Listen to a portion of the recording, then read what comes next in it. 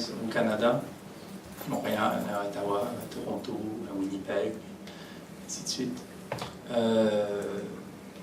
sont source d'espoir.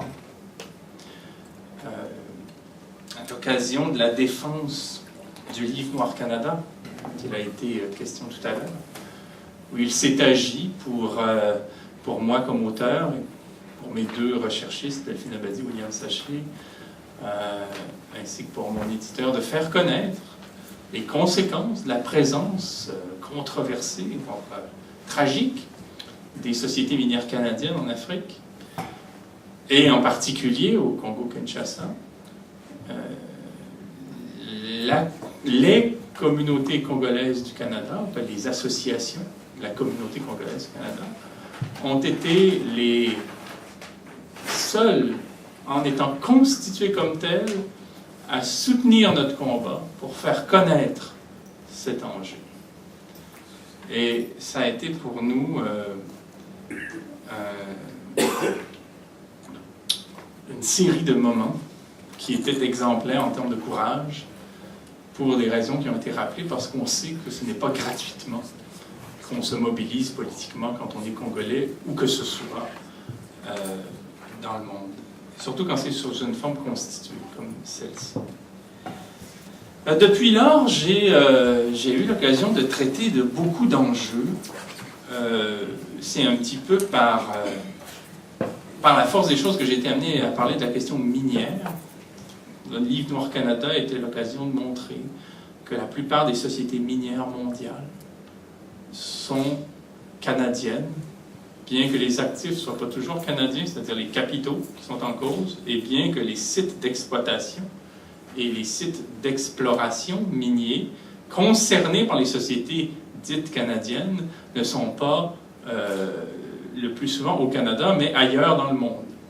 C'est-à-dire que le Canada est une sorte de paradis réglementaire, judiciaire et fiscal qui accueille les capitaux dans le domaine minier pour permettre aux investisseurs du domaine minier, où qu'ils soient dans le monde, en Australie, en Israël, en Suède, en Belgique, en France, aux États-Unis, ailleurs, de créer des sociétés ici, dans un cadre législatif qui est avantageux, avec des lois qui avantagent les investisseurs du secteur minier, les sociétés minières, pour leur financement, pour leur protection judiciaire, pour leurs appuis diplomatiques et politiques, de façon à ce que lorsqu'elles soient à l'étranger, elles puissent agir en sachant qu'au Canada, on leur garantit l'impunité, on leur garantit une capitalisation facile, on leur garantit même une sorte de légitimité politique.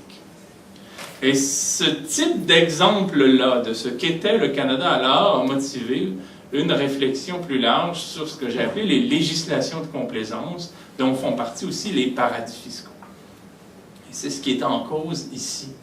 C'est-à-dire que les législations de complaisance, comme le Canada dans le secteur des mines, sont dans le monde des pays qui offrent des avantages indus à des acteurs particuliers, évidemment le plus souvent puissants, au détriment des peuples.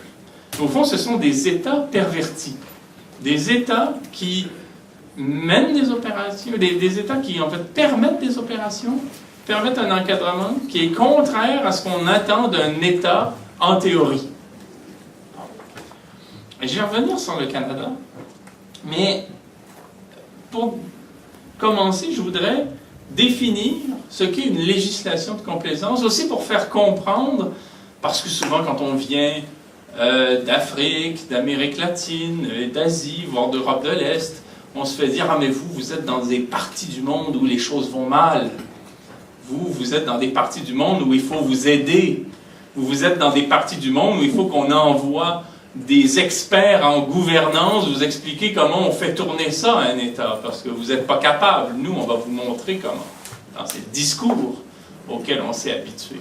Et quand on pense à la question des paradis fiscaux, on se rend compte et à la question des législations de complaisance, on se rend compte qu'aujourd'hui, dans le monde, partout, l'état de droit est en crise, que l'état de droit est un mirage, que l'état de droit qu'on présente comme étant, en quelque sorte, le régime qui est en vigueur ici, au Canada, aux États-Unis, en France, en Allemagne, en Espagne, au Japon, sur un mode exemplaire, finalement traversent les mêmes problèmes sur un mode ou sur un autre que les pays auxquels on donne des leçons.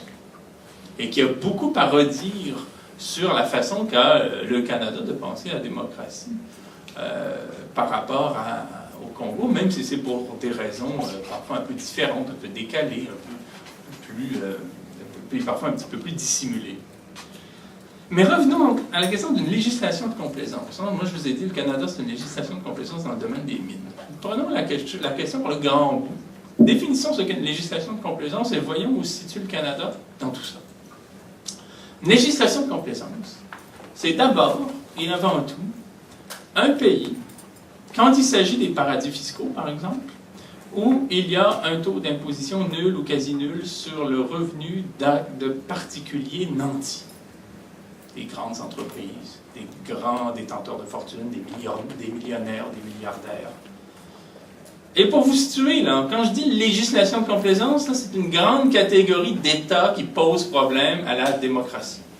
En législation de complaisance, c'est des pays qui comprennent autant les paradis fiscaux, les ports francs pour le transport maritime, les zones franches en ce qui concerne le travail, des paradis réglementaires en ce qui concerne certaines filières comme les mines, les assurances, l'exploitation de plateformes pétrolières, ainsi de suite. Et je vais m'en expliquer.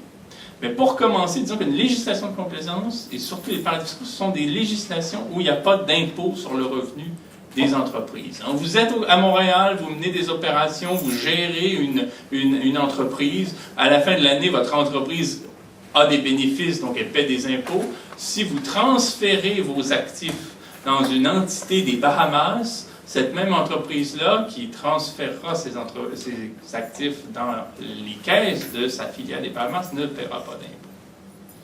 Et donc, les paradis fiscaux permettent aux sociétés privées, aux millionnaires, aux milliardaires de contourner le fisc. C'est tout un problème par rapport à la règle des droits et des devoirs qui prévaut normalement en démocratie. C'est-à-dire que quand on est dans une démocratie, on est censé honorer son dû quant à l'impôt qu'on doit payer, étant donné qu'on fait partie d'une société et qu'on partage autant les contraintes que les avantages. L'autre problème, et là on concentre vraiment les législations de complaisance, d'une manière plus large, c'est que dans un paradis fiscal, dans une zone franche, dans un port franc, dans un paradis réglementaire, il n'y a pas de loi qui vaille. La loi est neutralisée. Vous respectez des lois quand vous êtes au Canada, vous menez des opérations, par exemple, vous créez une compagnie à Montréal, vous embauchez 22 personnes. Vous ne pouvez pas embaucher des enfants et les faire payer les payer $1 par jour. Vous allez respecter des lois en ce qui concerne le travail, en ce qui concerne la sécurité au travail, en ce qui concerne les normes environnementales, en ce qui concerne la durée du temps de travail. La même entreprise, vous la délocalisez aux Bahamas, vous la délocalisez au Bangladesh, et vous ne paierez plus. Vous pourrez embaucher ces enfants à $1 par jour. Vous pourrez faire ce que vous voulez en termes environnementaux. Donc, dans les législations de complaisance, la loi s'estompe. Ce qui est interdit quelque part devient possible ailleurs. Et cette question-là est cruciale pour penser non seulement les paradis fiscaux, mais les législations de complaisance en général.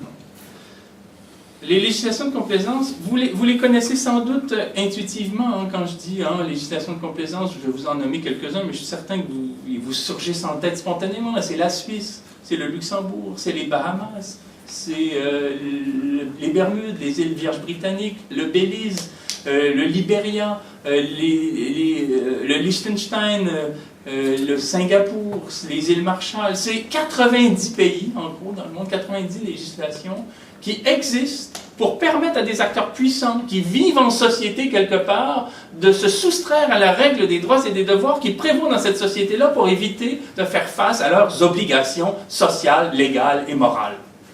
C'est ça une législation de complaisance. Dans tous les secteurs d'activité qu'on peut s'imaginer. C'est pour ça qu'il y en a autant. Pourquoi est-ce qu'il y en a 90? C'est que les législations de complaisance sont un petit peu comme les magasins dans une rue commerçante. Dans une rue commerçante, les boutiques ne vendent pas la même chose. Dans une rue commerçante, chaque boutique a, en quelque sorte, son expertise, sa vocation, sa spécialité.